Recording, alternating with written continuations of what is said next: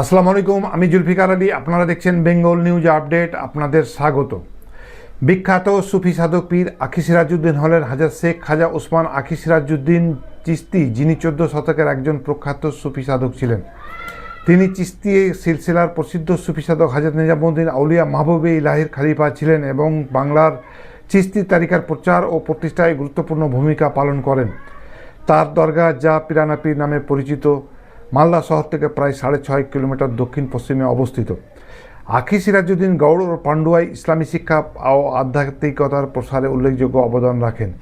তিনি দিল্লি গিয়ে হযরত নিজামুদ্দিন আউলিয়ার শিষ্যত্ব গ্রহণ করেন এবং তার নির্দেশে বাংলায় ফিরে এসে চিশতি তারিকার প্রচার করেন।